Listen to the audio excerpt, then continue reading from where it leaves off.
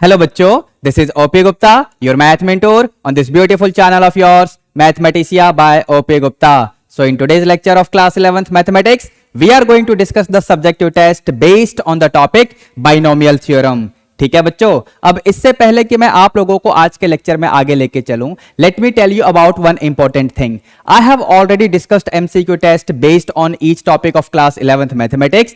Moreover हम लोगों ने दूसरे टॉपिक्स के भी सब्जेक्टिव टेस्ट आप लोगों के साथ इस चैनल पे डिस्कस किए हैं. तो अगर अभी तक आप लोगों ने इन सभी लेक्चर्स को नहीं देखा है तो इस वीडियो का डिस्क्रिप्शन बॉक्स चेक कर लेना. आपको इन सभी लेक्चर्स के भी डायरेक्ट लिंक मिल जाएंगे. उन पे वन बाय वन क्लिक करके आप इन सभी टॉपिक्स के लिए भी अपनी प्रिपरेशन को स्ट्रांग बना सकते हैं. ठीक है बच्चों, एक बात और मैं आप लोगों के साथ डिस्कस करना चाहूंगा. It is regarding our class 11th math mission and CBSE Yoddha sample paper book. So let me tell you about these books also.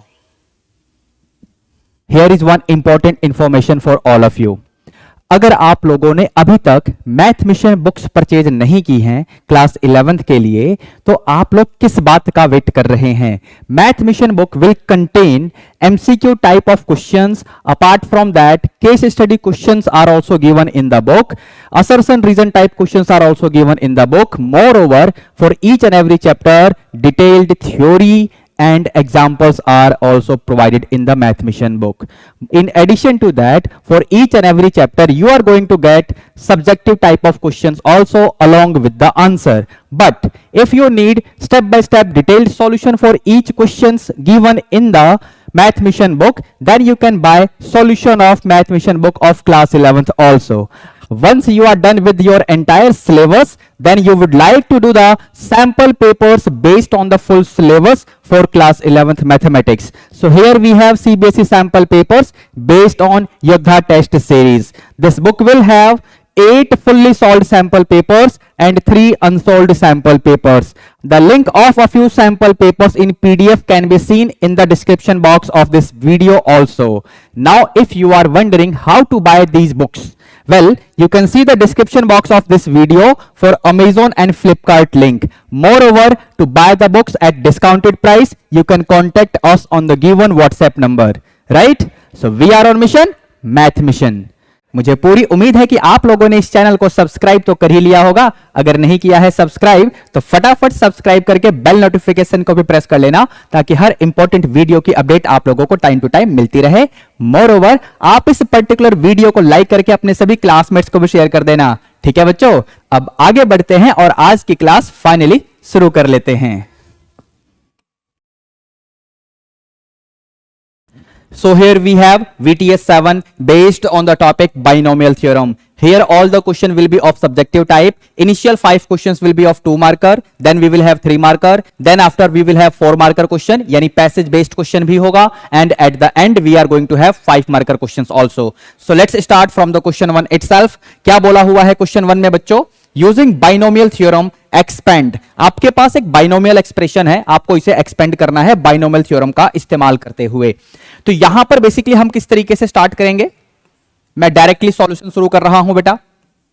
4c0 x raise to the power 4 minus 0 into -2 over x to the power 0. ठीक है, plus 4c1 x to the power 4 minus 1, that is 3, minus 2 over x raised to the power 1. ठीक है, plus 4c2 x to the power 4 minus 2 यानी 2 हो जाएगा, into -2 over x to the power 2, plus 4c3 x to the power 4 minus 3, that is 1, into minus 2 over x to the power 3. ठीक है, and at the end 4c4 x to the power 4 minus 4 यानी 0 into -2 over x to the power 4. ठीक है, अब यहां पर हमें binomial coefficients को सिंप्लीफाई करना है एनसीआर का फॉर्मूला इस्तेमाल करते हुए. एनसीआर का फॉर्मूला क्या होता है बेटा? NCR is equal to n factorial over r factorial over n minus r factorial. ठीक है, इस फॉर्मूले को यहां पर हम इस्तेमाल करने वाले हैं. 4c0 की वैल्यू तो 1 हो जाएगी, उसको हम छोड़ देंगे और ये x की पावर 4 बनेगा और ये पूरा भी 1 ही बन जाएगा। तो फाइनली यहां से आपको मिलेगा x की पावर 4। इस वाले में आओगे तो 4c1 का मतलब 4 हुआ, यहां से -2 अपॉन एक्स आएगा, मतलब ये टर्म नेगेटिव बनेगा, 4 2 जा 8, एक्स क्यूब अपॉन एक्स यानी ऊपर हो जाएगा एक्स स्क्वायर। समझे? 4c1 का मतलब 4 हुआ, 4 इंटू -2 यानी ये आपका -8 हो गया, एक्स क्यूब अपॉन एक्स यानी ऊपर एक्स स्क्वायर बनेगा, जो कि मैंने लिख दिया है। ठीक है बच्चों, यहां पर आओगे 4c2 का मतलब क्या हुआ, 4c2 का मतलब 6 होगा, यहां -2 का स्क्वायर यानी 4, 6 इंटू 4 का मतलब 24 हुआ, नीचे एक्स स्क्वायर ऊपर भी एक्स स्क्वायर यानी सिंप्लीफाई हो जाएगा, सिर्फ 24 बचेगा। 4c3 का मतलब 4c1, 4c1 का मतलब 4 हुआ, यहां से माइनस का 8 आएगा, -8 इंटू 4 यानी माइनस का 32, नीचे एक्स क्यूब ऊपर एक्स यानी फाइनली नीचे आपको एक्स स्क्वायर मिलेगा। ठीक है बच्चों, 4c4 की वैल्यू 1 होती है, x की पावर 0 ये भी 1 होगा, -2 की पावर 4 यानी प्लस का 16 और नीचे x की पावर 4 बन जाएगा। ये फाइनली आपका आंसर आ चुका है। अब इससे पहले कि मैं अगले क्वेश्चन की तरफ बढ़ूं, अगर आप ये सोच रहे हो कि मैंने इस फॉर्मूले का इस्तेमाल तो नहीं किया, मतलब बाइनोमियल कोफिशिएंट को सिंप्लीफाई करने के लिए मैंने इस फॉर्मूले का इस्तेमाल तो नहीं किया, वेल मैंने इसी का इस्तेमाल किया है, लेकिन कुछ काम मैंने माइंड में कर लिया और कुछ शॉर्टकट्स जो आपको याद रखने होंगे वो भी मैंने यूज किए हैं। NC0 का मतलब 1 होता है, NCN का मतलब भी 1 होता है, ऐसे ही NC1 का मतलब n होता है, एंड फाइनली NCR को हम NCN-R भी लिख सकते हैं। तो इन शॉर्टकट्स का भी मैंने यहां पर इस्तेमाल किया है इस क्वेश्चन को सॉल्व करते हुए। आई होप आप लोग समझ गए होंगे। अब हम आगे बढ़ेंगे क्वेश्चन नंबर 2 की तरफ, लेकिन इन शॉर्टकट्स को ध्यान रखना, इनको हम आज की क्लास में यूज करते रहेंगे। ठीक है बच्चों, तो क्वेश्चन 2 की तरफ बढ़ते हैं। क्वेश्चन 2 में क्या है देख लेते हैं जरा। So now we have question number 2 here. इसमें क्या बोला हुआ है बच्चों, if the coefficients of this and this terms in the expansion of 1 plus x raised to the power 18 are equal, तो आपको यहां पर r की वैल्यू निकालनी है। ठीक है बच्चों, यहां पर हम किस तरीके से करेंगे ध्यान से देखना बच्चों। सबसे पहली बात, अगर मैं इस बाइनोमियल में r प्लस 1th टर्म यानी जनरल टर्म लिखूं तो इसका फॉर्मूला होता है NCR a to the power n minus r b to the power r। ठीक है, इस फॉर्मूले को यहां पर हम यूज करने वाले हैं। तो सबसे पहले हम बात करेंगे इस टर्म की, ये जो टर्म है इसको हम लिखेंगे यहां पर इस बाइनोमियल के लिए, n का मतलब 18 है, ये रहा बाइनोमियल। ठीक है, 18c। अब देखो यहां पर 2r प्लस 4 है तो ये बन जाएगा 2r प्लस 3, और फिर 1 की पावर कुछ भी करोगे कोई फायदा नहीं है, इंटू x की पावर में 2r प्लस 3 आएगा। ठीक है बच्चों, फिर इसकी बात करते हैं r माइनस 2th टर्म, तो 18c r माइनस 3 हो जाएगा और x की पावर में r minus 3। According to question आपको यहां पर कोफिशिएंट्स को इक्वेट करना होगा, क्योंकि कोफिशिएंट्स आर इक्वल ये बोला गया है। सो अकॉर्डिंग टू क्वेश्चन यहां पर कोफिशिएंट क्या दिख रहा है बच्चों, 18c 2r plus 3, now that is equal to 18c r minus 3। अब यहां पर हम लोग ये यूज करने वाले हैं, ध्यान से देखना, अगर NCX NCY के इक्वल होगा तो इसका मतलब x इक्वल टू y होता है, या फिर x plus y is equal to n होता है। ठीक है, तो यहां पर जब इसका हम इस्तेमाल करेंगे जो मैंने आपको बताया, तो आपको मिलेगा 2r plus 3 is equal to r minus 3, और 2r plus 3 plus r minus 3 is equal to 18। ठीक है, यहां से सिंप्लीफाई करोगे तो r की वैल्यू मिलेगी -6, जिसे हम करेंगे रिजेक्ट। अब रिजेक्ट क्यों करेंगे इसका जवाब आप मुझे कमेंट करके देना। ठीक है बच्चों, फिलहाल इसके पास आते हैं, तो यहां से ब्रैकेट खोलिए, 2r प्लस r यानी 3r हो जाएगा, और ये 3 माइनस 3 तो कटेगा, इक्वल टू 18। यहां से r की वैल्यू आ जाएगी 18/3 यानी 6। यही आपका आंसर है। क्वेश्चन नंबर 2 का सॉल्यूशन हो चुका है। ध्यान से देख लो हमने क्या किया है बच्चों। ठीक है, आगे बढ़ेंगे। नेक्स्ट क्वेश्चन यानी क्वेश्चन नंबर 3 की तरफ चलते हैं। So now we have question number 3 here. इसमें बोला हुआ है find ninth term from end in the binomial expansion given by this expression. आपको नाइन्थ टर्म फ्रॉम एंड निकालना है। It will be same as ninth term from beginning यानी from starting in this binomial. 3x plus y की जगह लिख दो y plus 3x to the power 17। समझ गए? इस बाइनोमियल एक्सपेंशन में नाइन्थ टर्म फ्रॉम एंड निकालना है। It will be same as ninth term from beginning in this binomial. ठीक है, तो अब मुझे T9 निकालना है बेसिकली। तो T9 मतलब NCR, R का मतलब एक कम होता है बेसिकली, तो यहां 9 है मतलब R की वैल्यू 8 हो जाएगी, N की वैल्यू 17 आपको दिख ही रही है बेटा। फिर Y की पावर 17 माइनस 8 इंटू 3x की पावर में 8। एक स्टेप और लिख दो 17C8 इंटू वाई की पावर 17 माइनस 8 यानी 9, और ये हो जाएगा 3 की पावर 8 इंटू एक्स की पावर 8। यही आपका आंसर हो गया। अगर आपका मन करे तो इसको सिंप्लीफाई कर लेना। 3 की पावर 8 क्या आएगा वो लिख लेना, और 17C8 उसको भी लिख लेना। मल्टीप्लाई करके फाइनली आंसर क्या आएगा ये मुझे कमेंट करके बताना।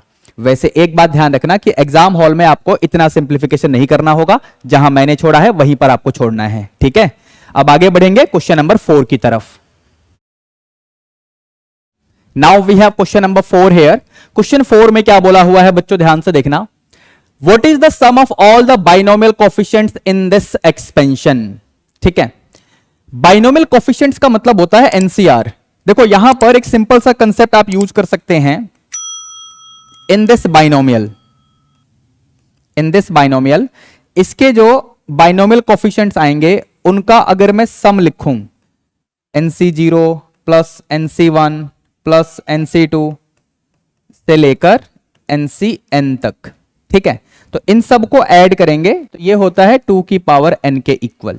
ठीक है, ये मैंने आपके कंसेप्चुअल क्लैरिटी के लिए बता दिया है, आपको इसे ध्यान भी रखना है। ठीक है, अब आपके क्वेश्चन में बाइनोमियल ये दे रखा है और इसमें भी आपको sum of all the binomial coefficient निकालना है।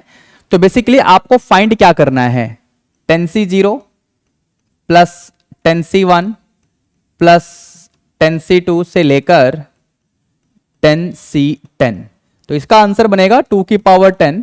अब 2 की पावर 10 तो सभी बच्चे जानते होंगे क्या होगा, 1024। ये आपका आंसर आ चुका है क्वेश्चन नंबर 4 के लिए। इस चीज को ध्यान रखना जो मैंने यहां पर आपको बताया है। ठीक है, एमसीक्यू क्वेश्चंस भी बन सकते हैं इस कंसेप्ट के ऊपर। ओके बेटा, अब आगे बढ़ेंगे क्वेश्चन नंबर 5 की तरफ। क्वेश्चन 5 में देखते हैं इसमें क्या बोला हुआ है हमें। So now we have question number 5 here. इसमें कह रहा है right the coefficient of y to the power -2, y की पावर में -2 है, इसका हमें कोफिशिएंट लिखना है इन दिस बाइनोमियल एक्सपेंशन। देखिए यहां पर हम किस तरीके से करेंगे, जो भी बाइनोमियल दे रखा है मैं सबसे पहले इसका जनरल टर्म लिखूंगा। तो यह बनेगा 10CR y की power 10 r into m cube y की पावर -2 और इस पूरे की पावर में r हो जाएगा। तो यहां से अगर आप ध्यान से देखें y की पावर्स को हम कंबाइन करने वाले हैं। सबसे पहले यहां पर m की पावर 3r आएगा, इसको लिख लो, इंटू y की पावर 10 r ये रहा, और यहां से -2r आएगा तो इसको भी y के एक्सपोनेंट में ही लगा दो। बेस सेम है तो पावर्स ऐड हो जाती हैं।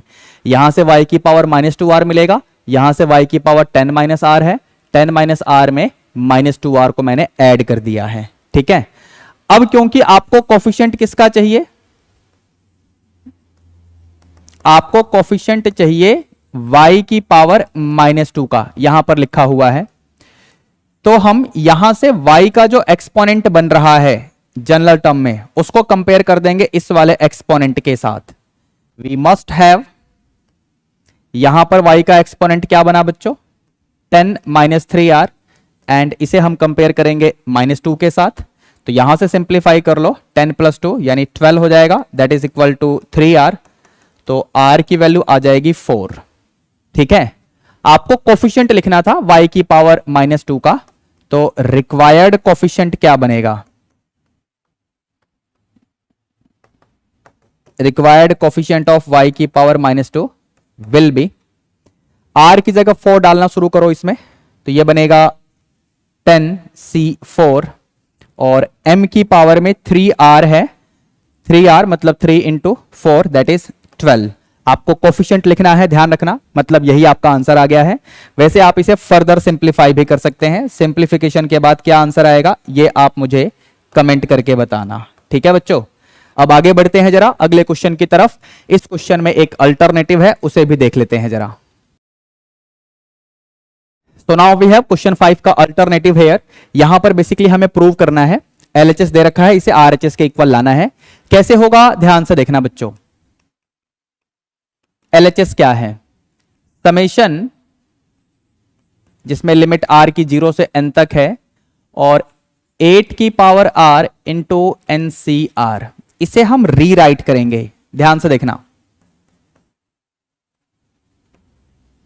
NCR को आगे कर दो ऐसे, 8 की पावर r इसे ऐसे लिखो, ये सब मल्टीप्लाई में है, और यहां पर 1 की पावर n माइनस r ऐसे कर दो। अब अगर आपको ध्यान हो, इस बाइनोमियल में जब हम एक्सपेंशन लिखते हैं तो उसे हम ऐसे भी लिख सकते हैं,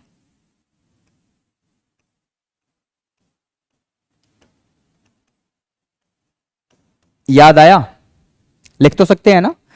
तो बस यहां पर इसी का इस्तेमाल करते हुए अगर आप ध्यान से देखें तो a का मतलब और b का मतलब आपको समझ में आ गया होगा। तो यहां पर a का मतलब 1, b का मतलब 8 और इसकी पावर में n, 1 प्लस 8 यानी 9 की पावर n। तो ये भी इसका एक पॉसिबल रिजल्ट हो सकता था, बट हमारे क्वेश्चन में RHS डिफरेंट है, तो थोड़ा सिंप्लीफाई कर लेते हैं। 9 को लिखेंगे 3 स्क्वायर और पूरे की पावर में n तो है ही, सो इट विल बी 3 की power 2n। Now that is your final RHS। आप ऊपर देख सकते हैं क्वेश्चन नंबर 5 का प्रूफ कंप्लीट हो चुका है। ठीक है बच्चों, अब आगे बढ़ेंगे, क्वेश्चन नंबर 6 एंड 7 की तरफ चलेंगे, यानी 3 मार्कर क्वेश्चंस की तरफ। तो चलिए बेटा आगे बढ़ते हैं। तो now we have question number 6 here. इसमें क्या बोला हुआ है? If n is any positive integer prove that this always leaves remainder 1 when divided by 49। कैसे शुरू होगा यहां पर इस क्वेश्चन का सॉल्यूशन? ध्यान से देखना, इसे हमें डिवाइड करना है 49 से, और उसके बाद जो रिमाइंडर आएगा वो 1 आएगा हमेशा, for every n belonging to positive integer. ये हमें प्रूव करना है। तो इसमें जो पहला टर्म है दैट इज 2 की पावर 3n प्लस 3, इसमें थोड़ा सा मॉडिफिकेशन करेंगे हम लोग। इसे क्या ऐसे लिखा जा सकता है? तो बिल्कुल लिख सकते हैं, no doubt in that. Further इसे हम ऐसे लिखेंगे, ठीक है। Now this is 8 to the power n plus 1। इस 8 को हम लिखेंगे 1 प्लस 7 की पावर n प्लस 1, मतलब हमने 8 को लिखा 1 प्लस 7। यहां पर अब इस बाइनोमियल को हम एक्सपेंड करेंगे, सिंपली जो हमें आता है वही कर सकते हैं। तो ये होगा n प्लस 1 c0, 1 की पावर कुछ भी करो कोई फर्क नहीं पड़ेगा, इंटू 7 की पावर 0, वो भी 1 हो जाएगा, छोड़ दो उसे। अगला n प्लस 1 c1 इंटू 7 की पावर 1, इसको लिखना पड़ेगा बेसिकली। फिर नेक्स्ट आएगा n प्लस 1 c2 7 की पावर 2। 1 की पावर को हम दिखा नहीं रहे हैं, यहां पर 1 की पावर को हम दिखा नहीं रहे हैं, जो 7 है उसकी पावर दिखानी पड़ेगी, बट यहां 7 की पावर 0 है जिसकी वैल्यू 1 आएगी, उसको हमने इस वाले में स्किप कर दिया था। अगला लिखोगे तो n प्लस 1 c3 इंटू 7 की पावर 3, और ये चलता हुआ आपको लेके जाएगा अंतिम टर्म तक, यानी n plus 1 c n plus 1 into 7 की पावर n प्लस 1 तक। ठीक है, ये तो आपका 1 हो गया। यहां पर ये बनेगा n प्लस 1 इंटू 7। अब ध्यान से देखना बच्चों, जिसे मैं अंडरलाइन करने जा रहा हूं, इस पूरे में से हम 7 स्क्वायर कॉमन लेंगे, तो 7 स्क्वायर यहां से कॉमन लोगे, अंदर बचेगा n प्लस 1 c2, यहां पर n प्लस 1 c3 इसमें से 7 स्क्वायर बाहर गया, मतलब सिर्फ 7 बचेगा। ऐसे ही आप अंत में जाएंगे तो इस पूरे को आप 1 भी लिख सकते हैं अगर मन करे तो, फिलहाल मैं जैसा है वैसा ही लिख रहा हूं। इंटू 7 की पावर 2 हमने कॉमन लिया है, मतलब 7 की पावर n+1 -2, दैट इज 7 की पावर n-1 ये बचेगा। ब्रैकेट को यहां पर क्लोज कर दीजिए। ठीक है, इस पूरे कंटेंट को ध्यान से देखो, ये आपका एक इंटीजर आ जाएगा, पॉजिटिव इंटीजर, इसको हम m से रिप्रेजेंट कर देंगे अगले स्टेप में। 7 स्क्वायर का मतलब 49 होता है।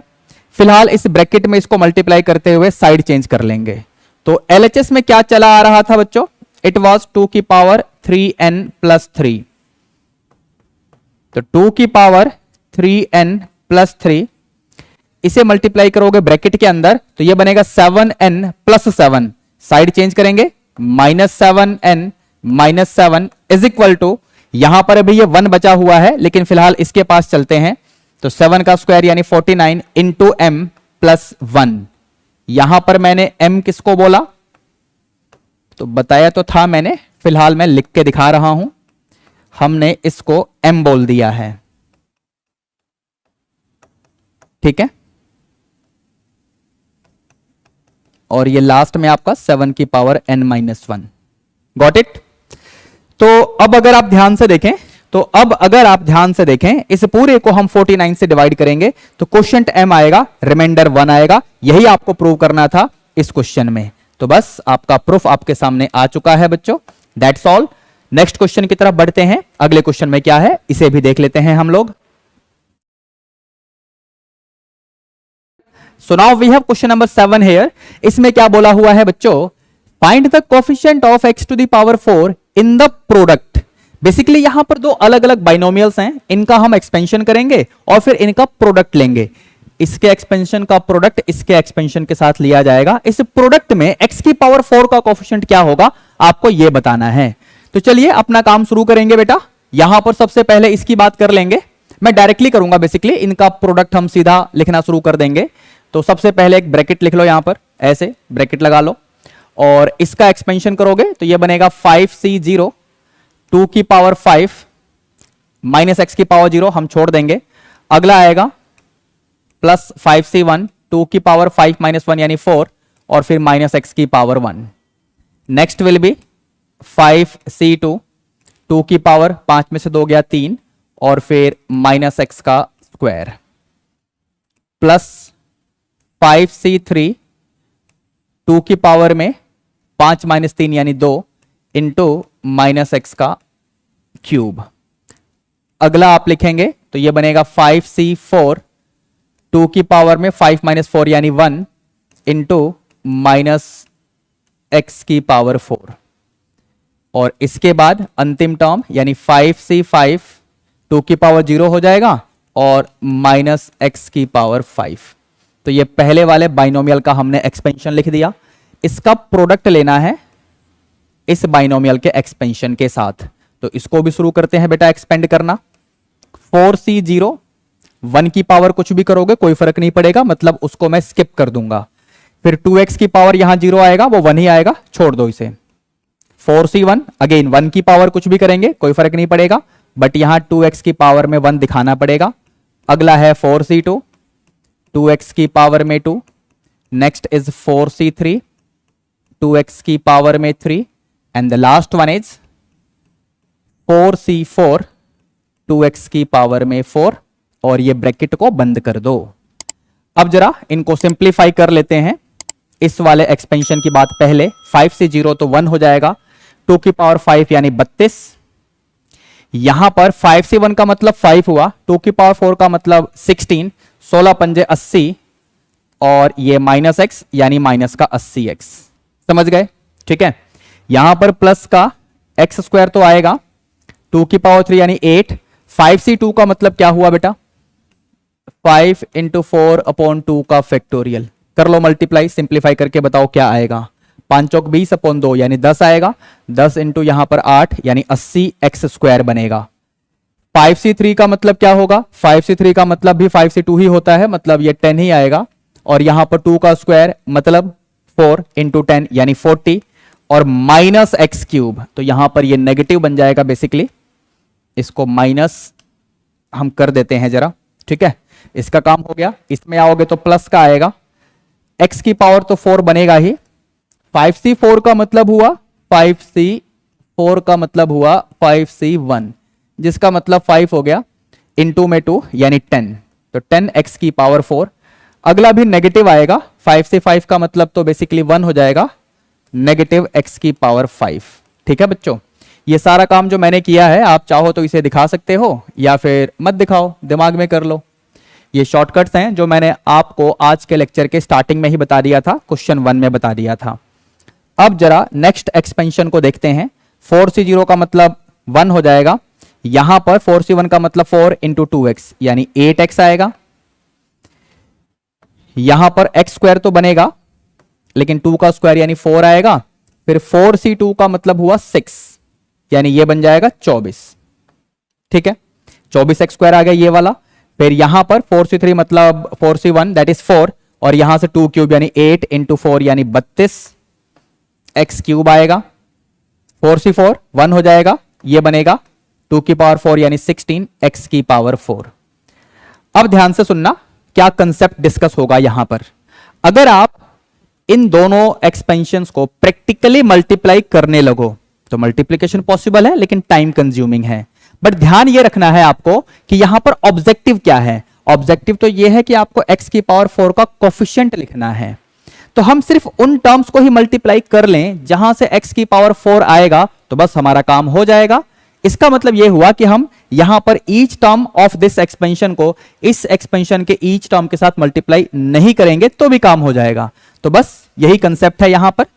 तो मैं लिखूंगा द टर्म्स विद x की पावर 4, तो वो क्या बनेंगे बेटा, ध्यान से देखिए। 32 को मल्टीप्लाई करना पड़ेगा इसके साथ, तो 32 इंटू 16x की पावर 4, इसके साथ मल्टीप्लाई हुआ 32। ओके, माइनस 80x को मल्टीप्लाई करना पड़ेगा 32x क्यूब के साथ यानी इसके साथ, तो x की पावर 4 फिर से आ जाएगा। फिर 80x स्क्वायर को मल्टीप्लाई करना पड़ेगा, 80x स्क्वायर को मल्टीप्लाई करना पड़ेगा, 80x स्क्वायर को मल्टीप्लाई करना पड़ेगा 24x स्क्वायर के साथ, फिर से x की पावर 4 आ जाएगा। ठीक है, फिर माइनस 40x क्यूब को मल्टीप्लाई करना पड़ेगा 8x के साथ, इसके बाद 10x टू द पावर 4 को मल्टीप्लाई करना पड़ेगा 1 के साथ। तो इसको हम सिंप्लीफाई करने वाले हैं। वंस वी सिंप्लीफाई तो हमारा रिक्वायर्ड आंसर आ जाएगा यानी x की पावर 4 का कोफिशिएंट आ जाएगा। तो चलिए बेटा इसको कंप्लीट करते हैं जरा। तो यहां से हम लोग x की पावर 4 कॉमन ले लेते हैं। ठीक है, तो ये बनेगा 32 इंटू 16, जैसा है वैसा ही लिख रहा हूं फिलहाल, माइनस 80 इंटू 32 प्लस 80 इंटू 24, यहां पर माइनस 40 इंटू 8 प्लस में 10 इंटू 1 यानी सिंपली 10 आ जाएगा। ठीक है, तो इस पूरे को मल्टीप्लाई करना शुरू करते हैं बेटा। अब इसको सिंप्लीफाई करेंगे तो हम सबसे पहले 32 को लिखेंगे 2 इंटू 16, समझ गए। तो 16 इंटू 16 यानी 16 का स्क्वायर यानी 256 इंटू 2, क्या मिला 512, समझ गए। अब इसके पास आ जाओ, इन दोनों में ध्यान से देखोगे तो 80 कॉमन है, ध्यान से देखिए बेटा। तो अगर मैं 80 कॉमन ले लूं तो यहां पर प्लस का 24 और यहां माइनस का 32, 24 माइनस 32 यानी माइनस का 8 आया। ओके, अच्छा यहां पर क्या होगा, माइनस का 320, 8 चौक 32 और 0 तो लगा ही हुआ है, प्लस में 10। ठीक है बच्चों, तो x की पावर 4 इंटू 512 और ये 10 यानी इसे 522 कर लो। अच्छा, फिर माइनस का 320 तो है ही, ये रहा, और ये माइनस का 640 आ जाएगा। अब इसको सिंप्लीफाई करेंगे जरा, क्या बनेगा बच्चों, x की पावर 4 522 में से माइनस हो जाएगा ये दोनों, तो ये बनने वाला है आपका 0, 4 और 2 6, 3 और 6 9, यानी 522 में से 960 को हम माइनस करेंगे, क्या आता है देख लेते हैं बेटा। x की पावर 4 नेगेटिव आएगा, इसमें तो कोई डाउट नहीं है। 960 में से 522 को माइनस करिए, जो भी आएगा यहां पर लिखना शुरू कर दो, नेगेटिव आएगा ये। तो 10 में से 2 गया 8, यहां पर 5 में से 2 गया 3, ठीक है, और 9 में से 5 गया 4, माइनस का 438 इंटू एक्स की पावर 4। देयरफॉर रिक्वायर्ड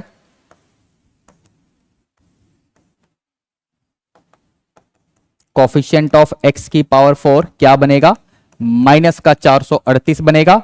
यही आपका आंसर है क्वेश्चन नंबर 7 के लिए। ठीक है बच्चों, अब आगे बढ़ते हैं अगले क्वेश्चन की तरफ। क्वेश्चन नंबर 7 में एक अल्टरनेटिव भी है।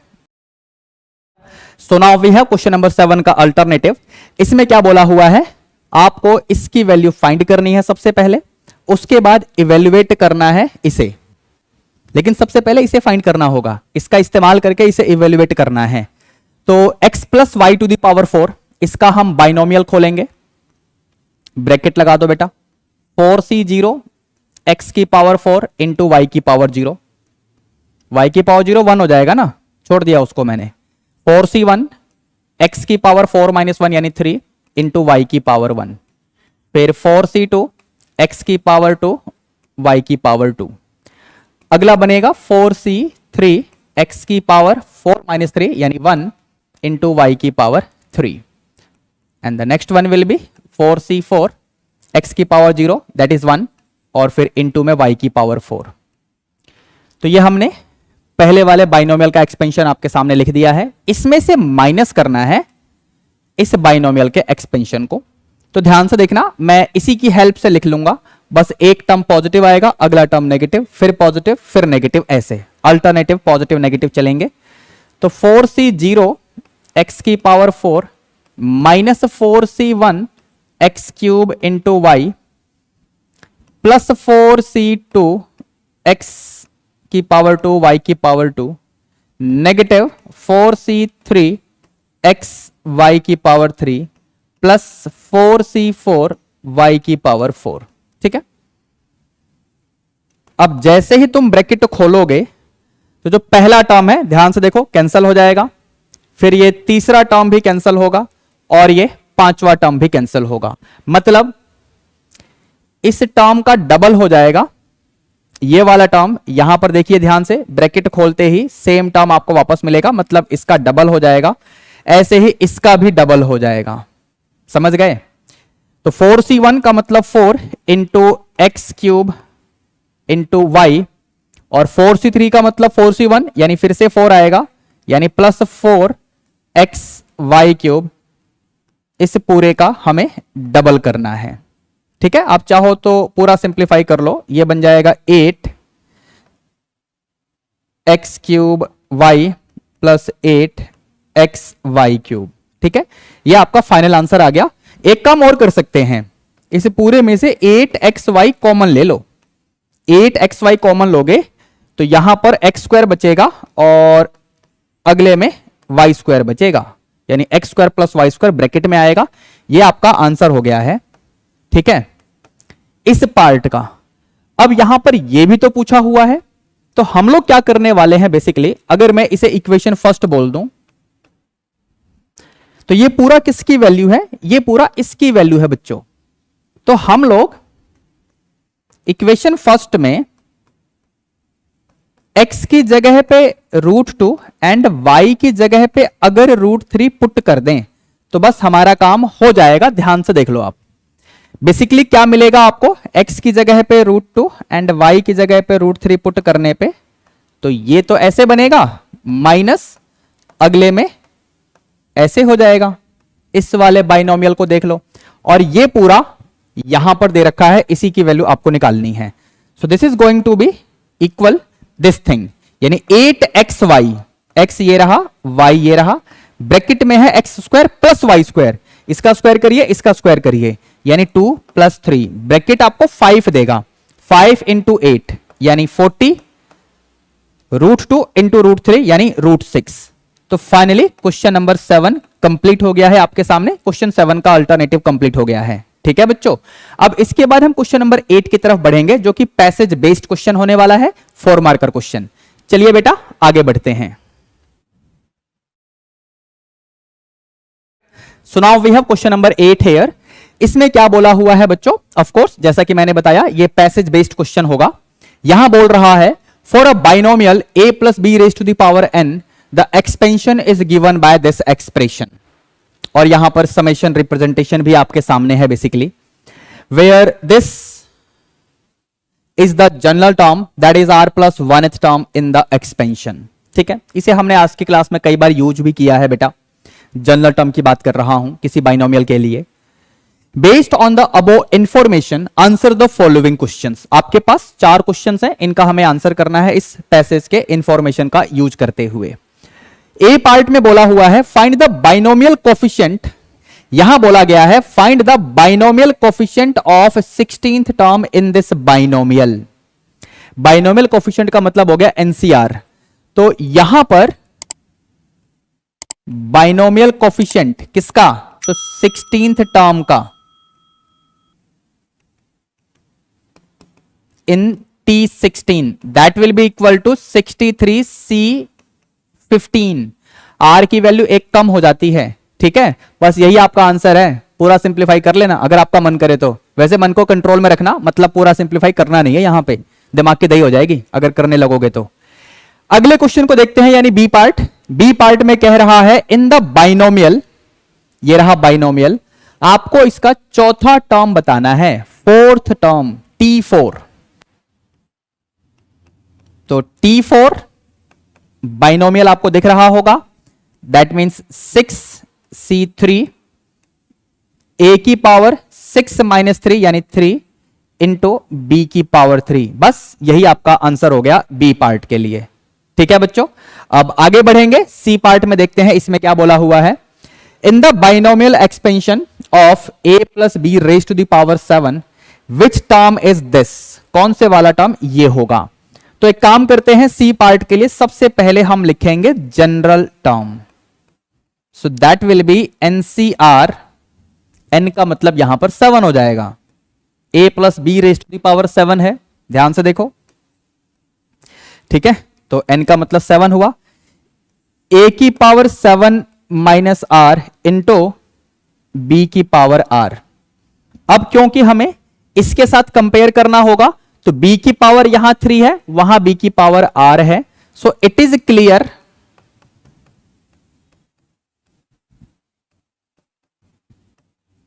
दैट r की वैल्यू 3 होनी चाहिए, क्योंकि r 3 होगा तभी जाके a की पावर में यहां पर 4 बनेगा, और यहां देख लो a की पावर में 4 है।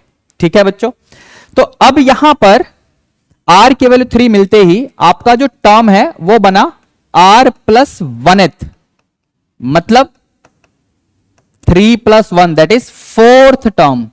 तो आपसे ये पूछा है कि कौन सा टर्म ये होगा, तो 4th टर्म ये होगा। आप यहां पर r की जगह 3 रख के इसको सिंप्लीफाई करके देख सकते हो। 7c3 की वैल्यू 35 आएगी। r की जगह 3 रखोगे तो b क्यूब बनेगा और a की पावर में 4 बनेगा। एक्सप्लेनेशन आपके सामने है, बाकी मैंने बोल के भी आपको बता दिया है। ये रहा पूरा सॉल्यूशन सी पार्ट वाले क्वेश्चन का। ठीक है बेटा, अब यहां पर जो डी पार्ट में क्वेश्चन दे रखा है उसमें क्या है, इसको भी देख लेते हैं। Find the coefficient of x की पावर 40। इसका कोफिशिएंट लिखना है इस एक्सपेंशन में। लेकिन ये जो एक्सपेंशन है ये बाइनोमियल नहीं है, ध्यान से देखो। यहां पर 3 टर्म्स हैं, 1 + 2x + x²। ये बाइनोमियल नहीं है, ये ट्राइनोमियल है। लेकिन इसको भी हम इजीली सिंप्लीफाई कर सकते हैं। बाइनोमियल में ये कन्वर्ट हो जाएगा। कैसे होगा? 1 + 2x + x² है, पहले इसी को देखो ध्यान से। This can be written as 1 + x का होल स्क्वायर। ओपन करो होल स्क्वायर, यही आएगा, देख लो। ठीक है, अब इस पूरे की पावर में 27 भी तो है, तो यहां पर पूरे की पावर में 27 लगा दो, तो यह बन जाएगा 1 + x की पावर में 27 × 2 यानी 54। अब यह बाइनोमियल में कन्वर्ट हो चुका है। यहां पर अगर मैं इसका जनरल टर्म लिखूं तो यह बनेगा 54CR। 1 की पावर कुछ भी लिखोगे कोई फायदा नहीं है, इंटू एक्स की पावर में आर। आपको चाहिए कोफिशिएंट किसका, तो एक्स की पावर 40 का। तो यहां पर फॉर कोफिशिएंट ऑफ एक्स की पावर 40 हम पुट करने वाले हैं आर की जगह 40 इन द जनरल टर्म। ठीक है, सो देयरफॉर हमारा आंसर क्या बन जाएगा, मैं डायरेक्टली आंसर लिख रहा हूं यहां पर, आर की जगह 40 डाल दो तो 54C40, ये रहा आपका आंसर क्वेश्चन नंबर 8 के डी पार्ट का, ये रहा आंसर जी। ठीक है बच्चों, अब आगे बढ़ेंगे, यानी 5 मार्कर क्वेश्चन को लेंगे, question number 9 and question number 10। तो now we have question number 9 here. इसमें क्या बोला हुआ है बच्चों, find n if the ratio of 7th term from the beginning to the 7th term from the end in the binomial expansion of this is 1:6। यहां पर आपका काम आसान बनाने के लिए मैं सबसे पहले क्या करने वाला हूं, ध्यान से देखना, बाइनोमियल को देखते रहना। ये 2 का क्यूब रूट है और ये डिनोमिनेटर में 3 का क्यूब रूट है, 1/3 का क्यूब रूट। तो मैं इसे x ले लूंगा, क्यूब रूट का मतलब होता है पावर 1/3। ऐसे ही y मैं एज्यूम करूंगा इसे।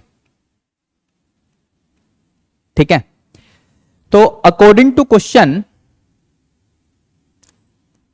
T7 in x plus y raise to the power n, इसका रेशो लेंगे T7 in y plus x raise to the power n के साथ, तो ये रेशो 1:6 दे रखा है। अगर आप समझ गए हो तो बढ़िया, वरना let me explain to all of you.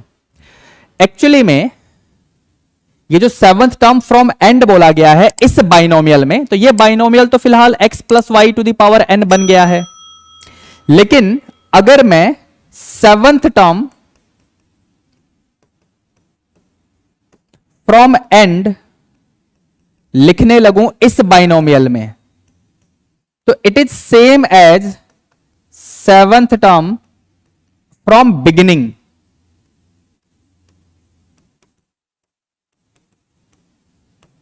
In this binomial.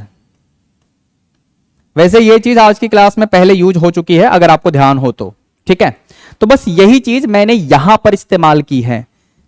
7th term from beginning, इसमें तो कोई समस्या नहीं थी, ये रहा 7th term from beginning in this binomial. इसका रेशो लेना था 7th term from end in the same binomial, लेकिन 7th term from end in this binomial is equal to 7th term from beginning in this binomial. तो मैंने यहां पर इसलिए binomial को चेंज कर दिया, x प्लस वाई की जगह y प्लस एक्स लिख दिया है। ठीक है, तो बस यहां से हमको सिंप्लीफाई करते हुए n की वैल्यू निकालनी है। रेशो दे रखा है 1:6, वो तो मैंने लिख ही दिया है, यहां पर भी आपने देख लिया होगा। अब T7 का मतलब क्या है बेटा, T7 in this, that means NC 6x की पावर this, y की पावर this। रेशो लेना है, मतलब p बाई क्यू के फॉर्म में लिखना शुरू कर दिया है मैंने, आपने देख लिया होगा। यहां पर अब बनेगा y की पावर ऐसे और x की पावर में 6। Now that is equal to 1/6। 1:6 है, इसको 1/6 लिख दिया मैंने p बाई क्यू की फॉर्म में। ये n से 6 वाला तो कट जाएगा। ठीक है, x की पावर्स को देखो ध्यान से, तो ऊपर बनेगा x की पावर ऐसे और नीचे y की पावर ऐसे। ठीक है, दैट इज इक्वल टू 1/6। यहां से आप x अपॉन y पूरे की पावर ऐसे करके लिख सकते हो, मतलब पावर मैंने कंबाइन कर दी है बेटा। x अपॉन y का वैल्यू निकालने जा रहा हूं, यहां पर देखिए ध्यान से, ये सब फेयर वर्क है। x अपॉन y, x क्या है ये रहा, y क्या है ये रहा। तो 2 की पावर 1/3, इसको डिवाइड करेंगे 1/3 की पावर 1/3 से, उल्टा हो जाएगा, ये बन जाएगा 6 की पावर 1/3। समझ गए? तो यहां पर आ जाओ बेटा, इसकी जगह पे आप लिखेंगे तो ये बनेगा 6 की पावर 1/3 और इस पूरे की पावर है n-12, इज इक्वल टू 1/6, जिसे हम लिखेंगे 6 की पावर -1। अब यहां से हम सिंप्लीफाई कैसे करेंगे, ध्यान से सुनना। एलएचएस में बेस क्या है और आरएचएस में बेस क्या है, दोनों बेस तो सेम है, तो इनके एक्सपोनेंट्स यानी पावर भी सेम होने चाहिए। मतलब हम कंपेयर करने वाले हैं n-12/3 को किसके साथ, तो -1 के साथ। यहां से क्रॉस मल्टीप्लाई करिए, बस आपका काम हो गया है बेटा। -1 इंटू 3 यानी -3 आएगा। जैसे ही साइड चेंज करेंगे तो प्लस का 12 -3 यानी 9। यही आपका आंसर है। क्वेश्चन नंबर 9 का सॉल्यूशन आपके सामने आ चुका है बच्चों। अब आगे बढ़ेंगे, नेक्स्ट क्वेश्चन की तरफ चलते हैं। So now we have question number 10 here. इसमें क्या बोला हुआ है बच्चों, if the first 3 terms in this expansion of binomial given like this are 1, 12x and 64x square, तो आपको n और a की वैल्यू निकालनी है। n आपको बाइनोमियल के एक्सपोनेंट में दिख रहा होगा, a भी वहीं दिख रहा होगा। ध्यान से देख लो बाइनोमियल को, अगर आप ध्यान से देखें 1 + ax में a तो आपको दिख ही गया होगा। तो फर्स्ट 3 टर्म्स का मतलब हुआ t1, t2 and t3। t1 हम कैसे निकालेंगे इस बाइनोमियल में, तो हम निकालेंगे NC0 1 की पावर, कुछ भी कर लो कोई फर्क नहीं पड़ेगा, मत लिखो ax की पावर 0। कहने का मतलब ये पूरा बनेगा NC0 विच इज 1, और यहां पर भी 1 ही दे रखा है। अगर आप ध्यान से देखें यहां पर 1 दे रखा है, ठीक है। फर्स्ट 3 टर्म्स की वैल्यू दे रखी है, तो t1 तो 1 ही है। सेकेंड टर्म लिखोगे तो NC1 1 की पावर हम नहीं लिखेंगे, और ये ax की पावर 1। नाउ दिस इज, यहां सिंप्लीफाई करेंगे, so this is going to give you something like this and it is equal to 12x। यहां पर देख लो t3 हम निकालेंगे तो ऐसे निकलेगा, इसको सिंप्लीफाई करोगे तो n into n-1/2 factorial into a square x square, now that is equal to 64x square. तो आपके पास ऐसी कंडीशंस आ चुकी हैं, इक्वेशंस देख लो कितनी है, और यहां से हमको n और a की वैल्यू निकालनी है। ठीक है बच्चों, तो कैसे होगा बेटा, अगर आप इस इक्वेशन को ध्यान से देखें तो यहां पर x दोनों तरफ से कैंसिल हो जाएगा, आपको मिलेगा an is equal to 12। Equation first बोलो इसे, ठीक है। इसमें x स्क्वायर कैंसिल हो जाएगा, तो आपको क्या मिलेगा, यहां पर n-1/2 बाद में लिखेंगे। यहां पर है a स्क्वायर को ऐसे करके लिखो, a इंटू ए, बताऊंगा ऐसे मैं क्यों लिख रहा हूं। x स्क्वायर को तो हमने काट दिया, 2 इंटू 64 यानी 128। यहां तक ठीक है, ओके। इस a को और इस n को पकड़िए और इक्वेशन फर्स्ट में a n की वैल्यू को देख लो, तो ये हो जाएगा 12। इस a को इस n के साथ मिलाया मैंने, तो ये दोनों मिलकर 12 बन गए। ब्रैकेट में n-1 इंटू ये वाला a तो बचेगा, ये वाला a तो बचेगा, तो इस a की वैल्यू इक्वेशन फर्स्ट से निकाल लो। a की वैल्यू इक्वेशन फर्स्ट से कैसे निकलेगी, 12/n ऐसे। Now that is equal to 128। समझ गए, ठीक है। 12 इंटू 12 144 होता है बेटा। फिलहाल n-1/n इज इक्वल टू 128/12, और ये भी 12 आएगा, मतलब 144। ठीक है। 16 का टेबल आता है, 16 9 जा एंड 16 8 जा, ठीक है। Got it. क्रॉस मल्टीप्लाई करो तो ये बनेगा 9 into n -9 is equal to 8n। Side change करते ही n की वैल्यू आपके सामने आ चुकी है। आपको n की वैल्यू निकालनी थी और a भी निकालना है। n मिल चुका है, इक्वेशन फर्स्ट में चलो जरा, आपको a भी मिल जाएगा। तो a इंटू n, n मतलब 9 इज इक्वल टू 12। तो यहां से a मिल चुका है 12/9। 3 का टेबल आपको आता ही है, 3 4 जा 12 एंड 3 3 जा 9, तो 4/3 आपका आंसर आ जाएगा। यानी क्वेश्चन नंबर 10 सॉल्व हो चुका है। वैसे ये आज के टेस्ट का अंतिम क्वेश्चन नहीं है, एक क्वेश्चन और है यहां पर, इसका अल्टरनेटिव भी देखेंगे। क्वेश्चन नंबर 10 का अल्टरनेटिव, चलिए जरा आगे बढ़ते हैं, देख लेते हैं उसमें क्या है। So now we have the alternative of last question of VTS 7. इसमें बोला हुआ है suppose the coefficients of these in the binomial expansion of this are in arithmetic progression AP. ठीक है, यानी इनके कोफिशिएंट्स इस बाइनोमियल में अगर हम लिखेंगे तो वो एपी में होंगे, ये आपको बोला गया है। तो आपको ये प्रूव करना है। अच्छा क्वेश्चन है, कैसे होगा ध्यान से देखना बच्चों। सबसे पहले इस बाइनोमियल के अगर मैं जनरल टर्म की बात करूं तो ये बन जाएगा NCR, 1 की पावर लिखने की कोई जरूरत नहीं है, A की पावर R ऐसे आ जाएगा। ठीक है, ये जनरल टर्म है, this is the general term in the binomial. Binomial आपके सामने है 1 plus a raise to the power n। ठीक है, ये दे रखा है बाइनोमियल, इसका जनरल टर्म हमने लिख दिया है। अकॉर्डिंग टू क्वेश्चन अगर आपको कोफिशिएंट चाहिए, ध्यान से देखना, कोफिशिएंट ऑफ a की पावर r माइनस 1 चाहिए। यहां पर a की पावर r का कोफिशिएंट दिख रहा है आपको, क्या है NCR, तो यहां पावर में r है इसलिए यहां पर भी r है। यहां पावर में r माइनस 1 करोगे तो नीचे भी r माइनस 1 आ जाएगा। गॉट इट, लॉजिक समझना। ऐसे ही कोफिशिएंट ऑफ a की power r that will B NCR and finally coefficient of a की power r plus 1 will be NCR plus 1। आपको इनके ही कोफिशिएंट्स के बारे में बात करनी है। ये तीनों वैल्यूज जो आपको मिली हैं ये अरिथमेटिक प्रोग्रेशन में हैं। Since NCR minus 1, NCR and NCR plus 1 they are in arithmetic progression, ये क्वेश्चन में बोला हुआ है।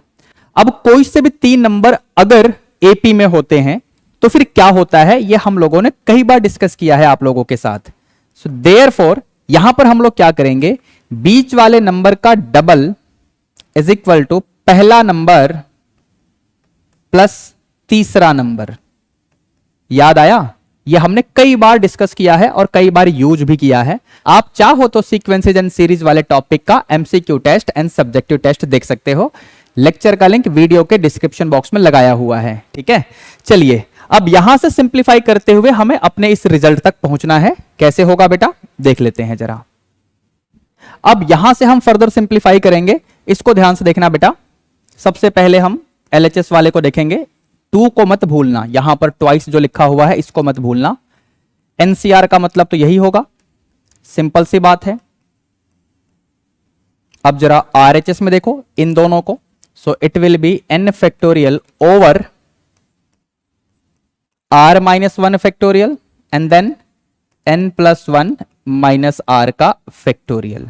ठीक है, अगला टर्म भी है RHS में, that is again n factorial numerator के लिए, नीचे आ जाएगा r प्लस 1 का factorial and then n minus 1 minus r का फैक्टोरियल। आप बोथ साइड n फैक्टोरियल से डिवाइड करोगे तो न्यूमरेटर का तो सफाया हो जाएगा, उसके बारे में टेंशन लेने की जरूरत नहीं है। यहां पर ये 2 into 1 यानी ऊपर 2 लिख दो, r factorial r minus 1 factorial r plus 1 factorial, इसमें सबसे छोटा है r माइनस 1 फैक्टोरियल। ये क्यों बताया अभी पता चल जाएगा। r फैक्टोरियल को लिखो r into r minus 1 factorial.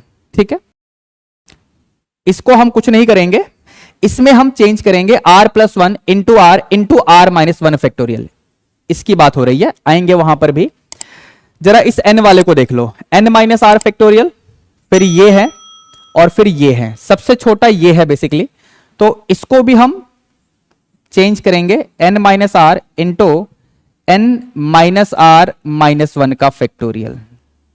ठीक है, अब यहां पर न्यूमरेटर के बारे में जो डिस्कशन हो ही चुका है, सो 1 upon this is r minus 1 factorial and this will be n minus r plus 1, इसके बाद आएगा n minus r और फिर इसके बाद आएगा n minus r minus 1 का फैक्टोरियल। ठीक है, अब ये वाला टर्म न्यूमरेटर अगेन 1 ही रहेगा। r प्लस 1 फैक्टोरियल को हम लिखेंगे r plus 1 into r minus 1 का फैक्टोरियल। इसके बाद ये पूरा as it is which is n minus r minus 1 का फैक्टोरियल। अब सबसे पहले दोनों तरफ r माइनस 1 फैक्टोरियल से मल्टीप्लाई करोगे तो ये r माइनस 1 फैक्टोरियल जाएगा, ये भी चला जाएगा और ये भी चला जाएगा, ठीक है। फिर इसके बाद n minus r minus 1 factorial से दोनों तरफ मल्टीप्लाई करेंगे तो ये भी जाएगा, ये भी जाएगा और ये भी जाएगा, बिना फैक्टोरियल वाले ही बचेंगे। तो ऊपर 2 बचेगा, नीचे यहां पर r और फिर n माइनस r, ये वाला भी बचेगा। RHS में आते हैं, यहां पर n minus r plus 1 into n minus r बचेगा, ये और ये बचेगा, ये फैक्टोरियल वाला गया, ये भी गया। फिर इस वाले में क्या बचेगा 1 upon r plus 1 into r, सिर्फ इतना ही बचेगा, बाकी सब तो कट चुका है, ठीक है। अब यहां से हमें सिंप्लीफिकेशंस करनी है। कैसे करेंगे सिंप्लीफाई, देखते रहना बच्चों। इस वाले टर्म को इस तरफ लाएंगे और फिर डिनोमिनेटर में से n माइनस आर कॉमन आ जाएगा, तो यहां पर 2 upon r minus 1 upon this, ये बच जाएगा। इधर आपके लिए पहले से ही ये वाले जो टर्म है ना, ये बच जाएंगे, ये वाला टर्म यहां पर बच जाएगा। इसमें हम लेंगे एलसीएम और फिर उसके बाद देखते हैं क्या होता है। तो ये 1 upon n minus r into ये बनेगा 2n माइनस 2r प्लस में 2 माइनस का r upon n minus r plus 1, यहां पर r भी बचेगा लेकिन इस तरफ ये जो r है इसको मैं कैंसिल कर दूंगा, ठीक है। यहां तक डन। अब इसके बाद हम करेंगे क्रॉस मल्टीप्लाई सिंप्लीफिकेशन करते हुए। एक्चुअली सबसे पहले यहां पर न्यूमरेटर में आपका बन जाएगा 2n माइनस 3r प्लस में 2 और ये हमने किया क्रॉस मल्टीप्लाई, ठीक है। That is equal to n minus r into n minus r plus 1। तो चलिए मल्टीप्लीकेशन शुरू करते हैं।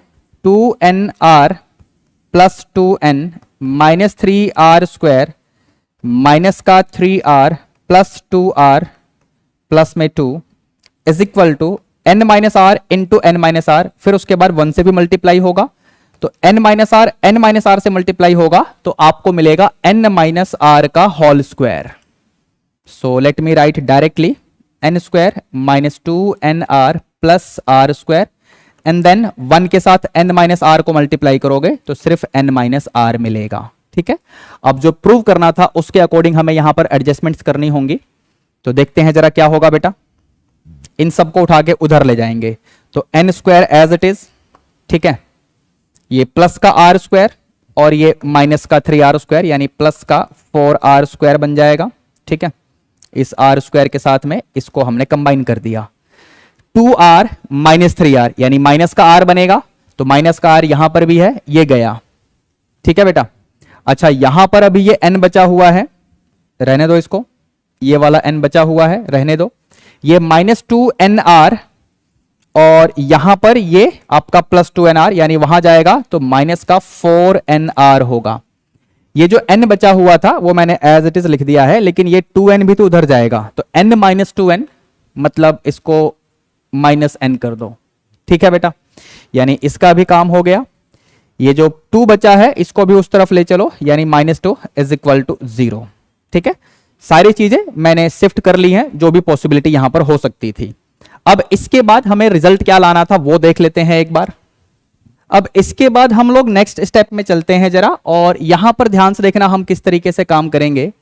n स्क्वायर को एज इट इज रहने दो, इन दोनों में से कुछ कॉमन है तो यस माइनस n हम कॉमन लेंगे तो अंदर मिलेगा 4r प्लस 1, फिर ये रहेगा 4r square that is positive and minus 2 all that is equal to 0। यही आपको प्रूव करना था इस क्वेश्चन में,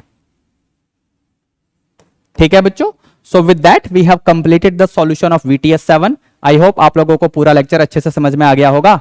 एक बात और ध्यान रखना कि मैंने MCQ लेक्चर्स के बारे में आपको क्या बताया था, एमसीक्यू लेक्चर्स के लिंक वीडियो के डिस्क्रिप्शन बॉक्स में है और दूसरे सब्जेक्टिव टेस्ट के लिंक भी इस वीडियो के डिस्क्रिप्शन बॉक्स में है, उनको देखना मत भूलना। ठीक है बच्चों। Here is one important information for all of you. अगर आप लोगों ने अभी तक मैथ मिशन बुक्स परचेज नहीं की हैं क्लास 11th के लिए, तो आप लोग किस बात का वेट कर रहे हैं? Math mission book will contain MCQ type of questions. Apart from that, case study questions are also given in the book. Assertion reason type questions are also given in the book. Moreover, for each and every chapter, detailed theory and examples are also provided in the math mission book. In addition to that, for each and every chapter you are going to get subjective type of questions also along with the answer. But if you need step by step detailed solution for each questions given in the math mission book, then you can buy solution of math mission book of class 11th also.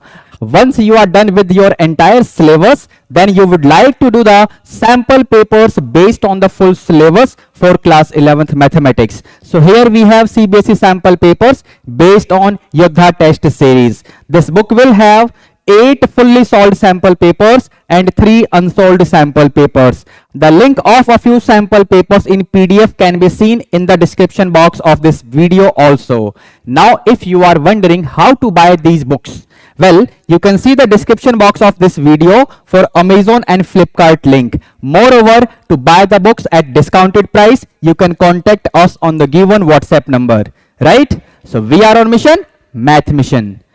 I hope आप लोगों को पूरा lecture अच्छे से समझ में आ गया होगा। तो देर किस बात की, फटाफट इस वीडियो को लाइक करके अपने सभी क्लासमेट्स को भी शेयर कर दो और इस चैनल को भी सब्सक्राइब कर लेना, ताकि हर इंपॉर्टेंट वीडियो की अपडेट आप लोगों को टाइम टू टाइम मिलती रहे। ठीक है बच्चों, चलिए मिलते हैं नेक्स्ट लेक्चर में। Till then be good, take care, all the best, bye bye.